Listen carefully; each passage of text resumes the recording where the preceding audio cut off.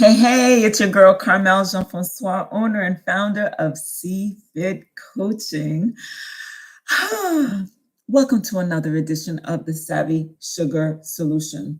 The Sugar Savvy Solution, acclimating the foodie in you to a life beyond sugar. Sometimes I make mistakes. That's what you get when you get me live. Today, I'm going to talk to you about my story.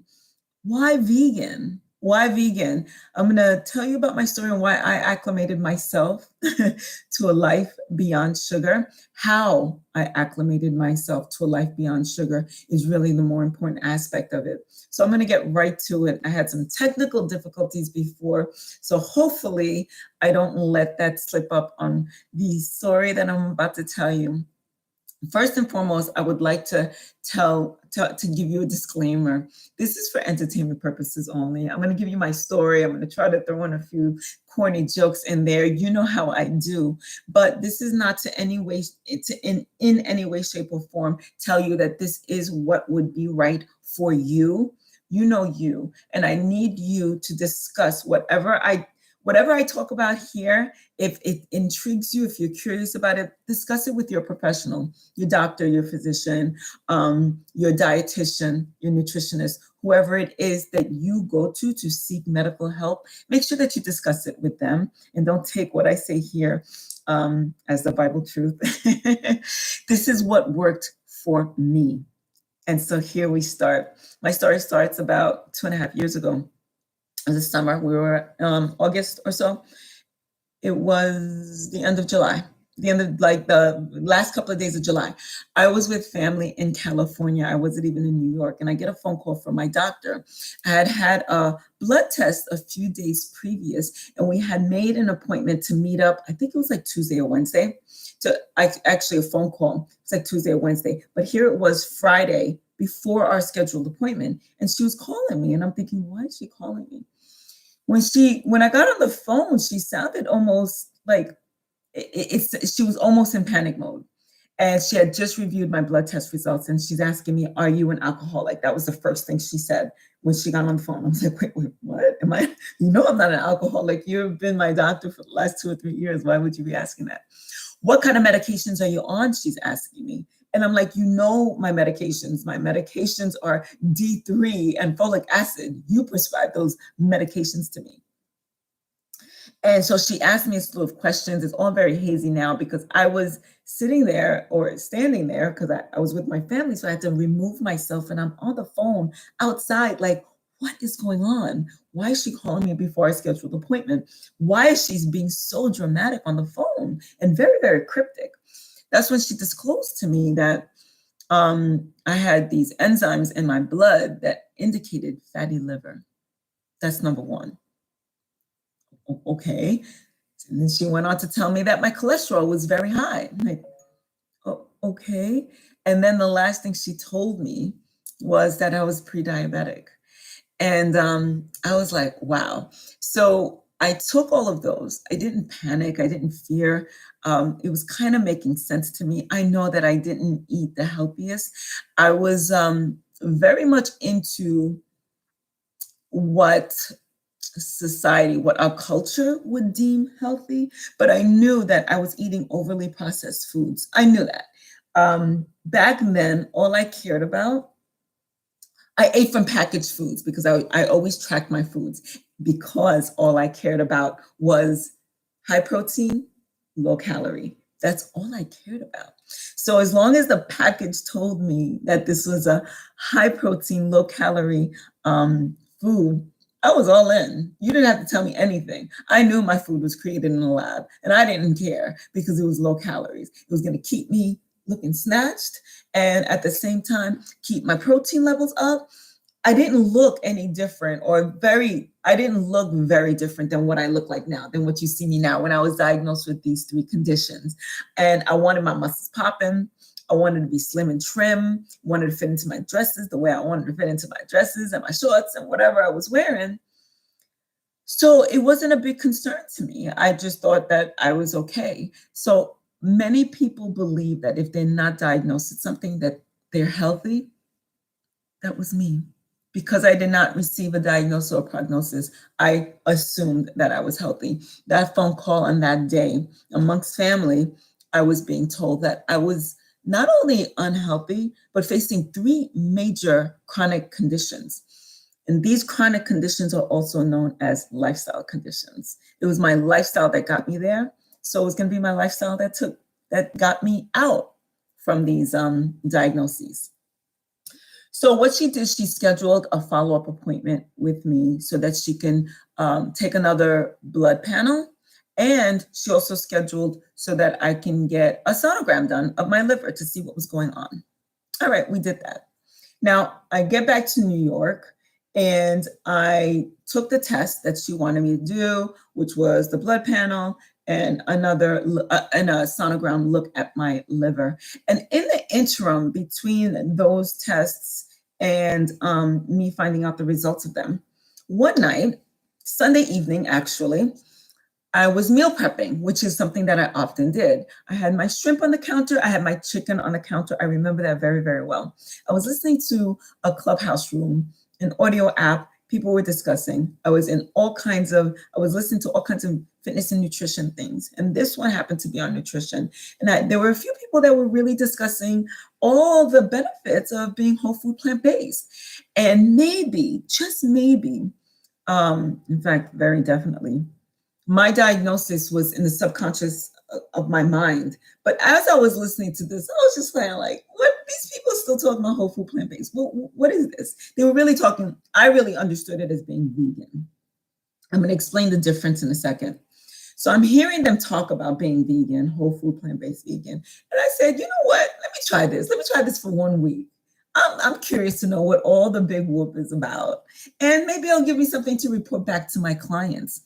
I didn't think about my diagnoses. Again, it might have been in the subconscious level. In fact, it must have been in the subconscious level. But I didn't do this to say, let me reverse this, right? Actually, I need to back up for a second because this was before, I decided this before my blood test and my liver sonogram, right? Because there was some time in between. So before I went in for my second blood work and the sonogram, this is when I decided to become plant-based, whole food plant-based vegan.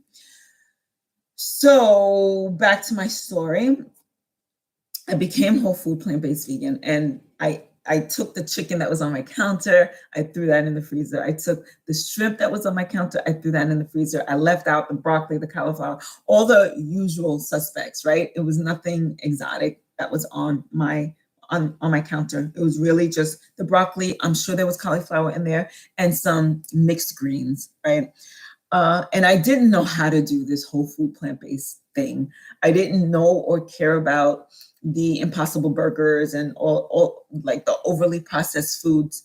I just didn't. I was just like, okay, if I'm gonna go vegan is plants and vegan vegetables. So that's what I'm gonna do. And so for the first couple of weeks, all I did was smoothies. I probably roasted some broccoli. I don't even really remember what I did, although it is documented. I'm going to put the link to my blog in the description. And I documented it on my blog just for fun, just for kicks. I was just like, let everybody know what I'm doing. It was content, right? Everything is content. So that's exactly what I did. So now 2 weeks into this stuff, that's when I had my blood panel taken and the sonogram. And only a couple of days later, the doctor called me and said, I don't understand. Were you an alcoholic? Now, side note, it annoyed me that she kept asking me if I was an alcoholic, simply because the liver has so many functions in our bodies. For her to just stick on the fact that I might be an alcoholic, and that's why my liver, that's why I was being diagnosed with fatty liver disease, really irked me. Because in the interim, again, while I waited for my second visit with her, I did some research on my own. Where was this coming from? This cholesterol, the fatty liver disease, and the pre-diabetic diagnosis. And I had a pretty good idea where it was coming from. Again, I was only eating packaged foods. All my foods were really highly, highly processed, right? With the exception of the broccoli and cauliflower. Those were staples in my refrigerator. That's pretty much all I knew. And some grains. Every once in a while I would have a salad, just to say that I had a salad. But mostly everything else, like I was eating from restaurants. I was eating packaged foods and things like that. I never did those. I never got into those TV dinners. So that's not something that I did. But I would cook my own chicken and I would cook my own fish. And we can dive into all the things that was wrong with what I was doing back then, because back then I wasn't organic either. But we can talk about that in another episode. I want to get through this story to let you guys know why and how I became whole food plant-based. So when I told her, she says, I don't understand. Were you alcoholic? And I'm annoyed. And I'm like, no. She says, okay, I said, how are my blood test results? How is my liver? She says, everything is fine. Everything is good. Like I reversed it that quickly. It had been 2 weeks. It had been 2 weeks. And I told her, she was like, I don't understand. I said, I became whole food plant-based vegan. At the time told her I became vegan because, again, I didn't know the difference between the two yet. So I was just defining myself as vegan. She had nothing for me. She didn't really make any comment. She just kind of continued to go over the numbers. And then she was just kind of like, see you at the next appointment. See you in 6 months or whatever, however long it was going to be. I believe it was 6 months. So I didn't pursue anything with her. I was like, it's obvious that I'm not going to get any further with her. So I just continued what I was doing, because after my first week, I was like, this is good. I feel good. And within that first week, I'm going to be going a little bit all over the place because, it all happened so quickly and all happened together and the different realizations. So I'm just going to be bouncing around a little bit. So just pay close attention. So within that first week,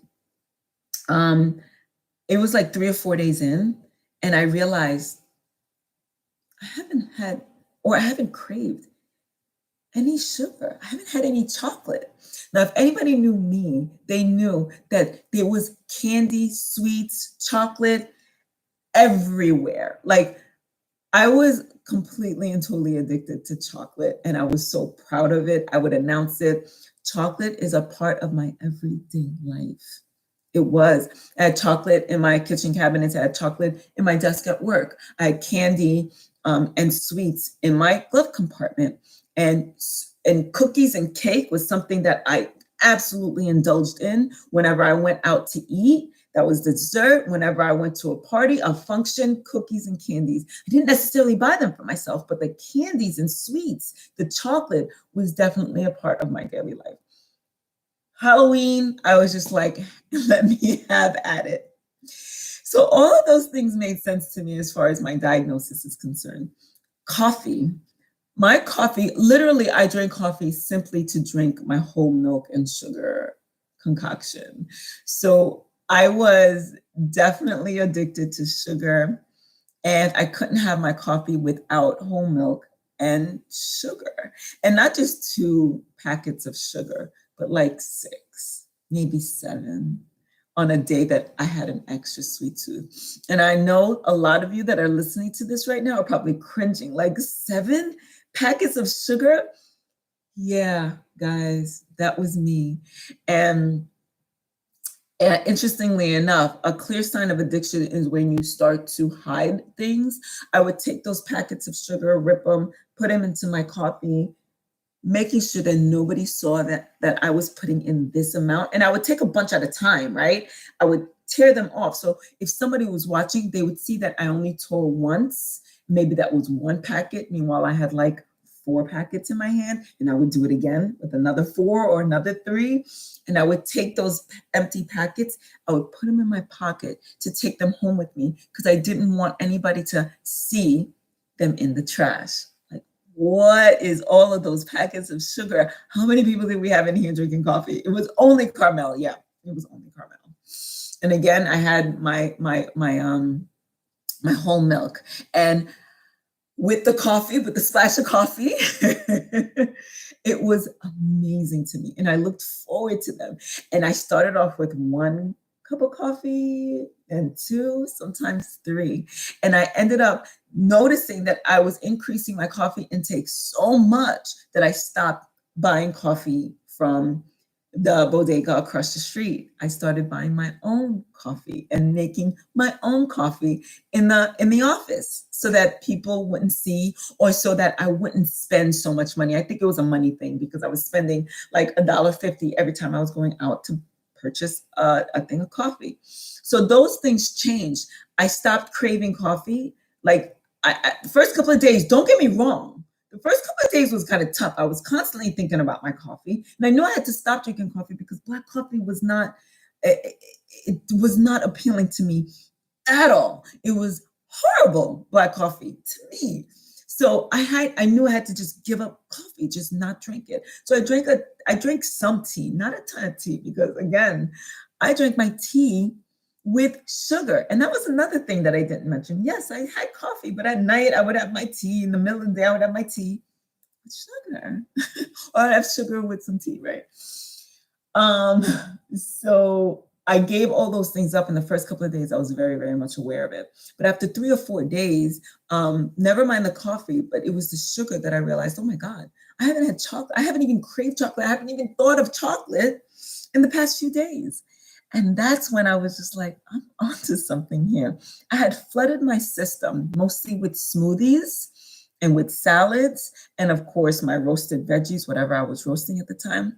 I had flooded my system with so many fruits and vegetables that I actually satisfied whatever craving that my body might have had for sugar on that level, on a whole food, plant-based level, right? And to the point where I didn't even crave the stuff. And that was the most impressive thing about this whole journey for me at the time. I was floored. Now, let me go back and explain to you the difference between a vegan and a whole food plant-based vegan. The vegan is really the absence of meat. It's the absence of meat. So you'll find a lot of environmentalists and people of that nature, or people who want to, people who are in it for animal cruelty, or anti-animal cruelty, I should say. They're the ones who are basically vegan. And so that means that they're open to a lot of the processed foods that you'll find on the supermarket shelves and in the freezer section that say plant-based. But when you look at the ingredients list, there's maybe 3 paragraphs full, or a ton of ingredients that probably was created in a lab. That's not the vegan that I was. I was whole food plant-based. And what that means is, being whole food plant-based, you intentionally include plants, right? So it's the absence of meat and intentionally including plants, and leaving out the the processed foods. And in many times leaving out salt, oil, and sugar, added salt, oil, and sugar, I should say. So doing that, like, oh my gosh, in 2 weeks, I was able to get a reverse diagnosis of the cholesterol, fatty liver disease, and pre-diabetic. And listen, this is for the folks who believe that these types of diagnoses are a lifetime sentence. My father had type 2 diabetes, and it was basically a conversation in the household like he had the flu.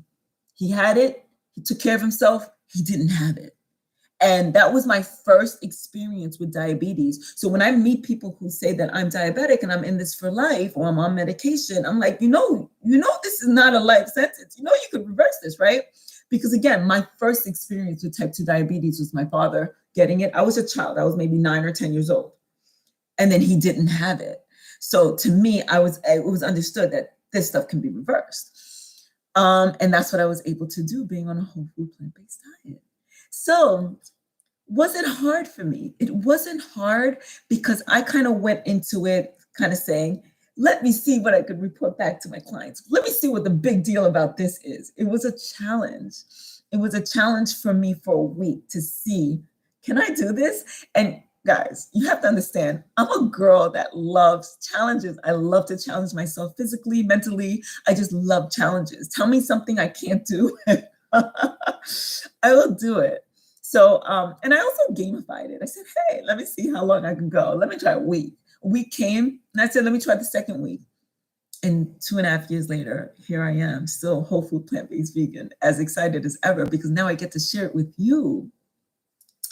And so I definitely jumped in with both feet, right? Nobody told me to do this. The doctor didn't tell me, if you don't do this, this is what's going to happen. Nobody in my family said, well, you better get on board. This is because of what's happening. Nobody told me to do it.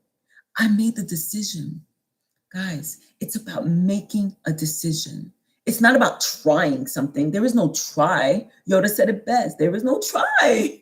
There is only do.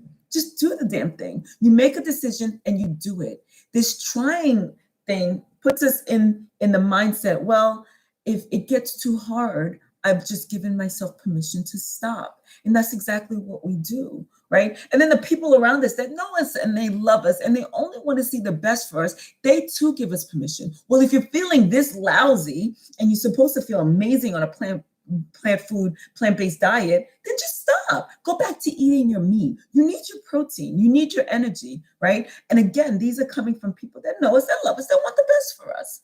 And in our minds, we're given all this permission. We've given ourselves permission. The people around us have given ourselves this permission. All the advertisements on television that's showing ads for Pizza Hut and McDonald's, they've given us permission because they came out with their own plant-based products, because they came out with their own lower in sodium, because they came out with their own heart-healthy versions of these already horrific foods, right? Let me tell you how I really feel, right? So that was the beginning of my journey. And it wasn't hard for me because I had made that decision. There were challenges, don't get me wrong. There are still challenges. Sugar still calls my name till this day. When I'm home and I have complete control and autonomy of what's happening in my kitchen and what I pack myself for lunch and where I go to eat, my chosen few restaurants, it's easy for me. But if I go to that birthday party that somebody just invited me to, or that wedding, and then here comes the food, yeah. The dessert, that speaks to me. Everybody gets a slice of wedding cake. Yeah. That's tempting me right there. That slice of cake, girls' lips, it's like, Carmel, I'm here. So yes, it is a challenge. The first time I went to a Japanese restaurant as a whole food plant-based, I said, oh yeah, I can't have my favorite, which was an eel sushi. I can't have my favorite here. So that's all been interesting. It's all been interesting. But again, I kind of say, well, it helps me explore what else is on the menu. What else is on the menu? What else is available to me? So every time I go to the supermarket and I go to the produce section, I look, what else can I explore? What else is available to me? And there's so much that's available to us. When people think, oh, you're vegan, you're whole food plant-based, they think, what will you eat? There's so many plants in the plant kingdom. There's so many foods that our Lord, our Creator blessed us with here on this earth, on this planet. For us to think that we'll go hungry or we'll starve or we'll deprive ourselves of necessary nutrients is really ignorant and really lacks education, right? But that was where I was because I didn't know how to do this whole food plant-based thing. So I ate my broccoli, I ate my cauliflower, and I drank my veggies in a smoothie.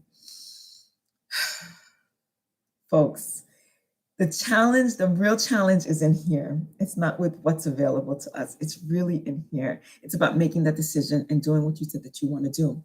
And for those of you who are suffering with chronic conditions, really, really take heed to what I'm saying.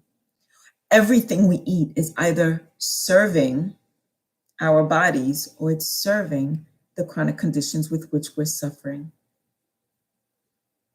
Everything we eat, everything we put in our bodies is either serving illness or serving our health.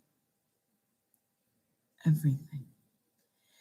So you decide what you're doing at any given time of the day. You decide what is detrimental to your well-being and what's not. It's for you to decide. It's for you to know. Have this conversation with your doctor or your healthcare professional. See what they say and see how they guide you and how they direct you. Don't be surprised if your doctors really don't have much to offer you in the space of a whole food plant-based diet. because more than likely they were not taught it. And they're probably there to help you through this. Oh, my screen just went black for some reason. They're probably there to help you through this. However, they probably don't exactly know how to guide you through it, how to walk you through it. Your health is your responsibility. Do your due diligence and do your research to see what kind of lifestyle works best for you, especially if you have a chronic condition. It's your responsibility to reverse that. Don't think that the pills and procedures are the long-term answers. They're not the long-term answers. One medication will just lead to the next. And also, this whole journey has helped me understand and realize that everything is all intertwined. You notice I just changed one thing in my life. I just ate plants and I was able to eradicate 3 chronic conditions that the doctor diagnosed me with. What does that say? That says if you fix one thing, you could fix a slew of things, right? And for me, mostly, I believe from the bottom of my heart, it was my sugar intake that fixed all 3 of those. And again, I can have a whole other show explaining how that in and of itself works. So where am I today? I'm still whole food plant-based. I'm still super, super excited about it. I still go into the supermarkets. In fact, I was in the supermarket last night asking what is available to me that I have not tried before, right? So I would implore you, try to view this thing with these exciting childlike eyes and perception that I have, right? Try to look at this as a challenge, as an adventure, as seeing what else on this menu is available to me. And I guarantee you'll definitely enjoy the transition in a very different way. You'll see your energy levels rise. You'll see your hair thicken and your nails grow. You'll see that you feel better and that you sleep better. Your blood panel will come in with much more positive results. I promise you, if you do it right. And how do you do it right? By staying away from processed foods. That's where all the salt, oil, and sugar is hiding in very, very plain sight. So I'm going to end it off by saying I just want to make sure that I talked about enough. And sustainability, it's been sustainable to me because, again, I feel great. Why would you not invest time, energy, and effort into something that makes you feel amazing? And that's where I am.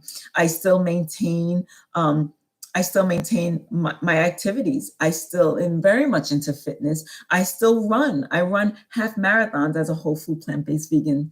And my pre-nutrition before my 13.1 mile run is usually fruits, 2 bananas and an apple before I run. And I run a successful half marathon. I'm not saying I win any marathons. I'm not that fast of a runner, but I finish them. I complete them. I complete them feeling great. What would I say to you who's thinking about it? Like I said before, make that decision and surround yourself around people who know what your decision is so that they're your cheerleaders along the way. And why do I continue? Need I say more? Need I say more? So I'm going to end off by saying, share this video with somebody that you know that could benefit from the words that I've just spoken. Share this video with somebody that you think that might get pissed off from the words I've just spoken. I always look at their opposing views and have them comment. And I would love for you to comment as well.